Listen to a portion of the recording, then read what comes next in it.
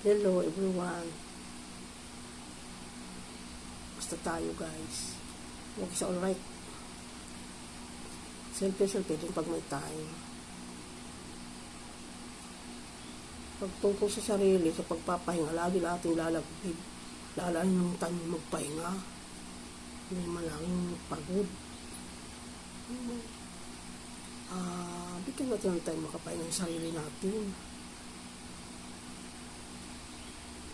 Para naman healthy tayo kahit paano habang buhay natin pag hindi ka anong pagod, kasi pag yung overpatid talaga naman, pag overpatid yung nag-uumpisa hihina ang resistensya.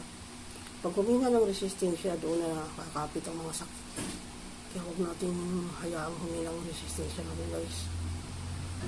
Kahit di ka anong mga sustansya mga pinakain natin, basta sapat ang pahinga, lalo na sa tubig. Bagay ako, kulang ako sa tubig lagi, pero mabawi naman ako sa araw. Mamaya lang matutulog na ako kasi nagpapatingin ako ng buko, kaya ako naglaro ganito kasi di po matulog, hindi ka naman pwedeng matulog na basa ako.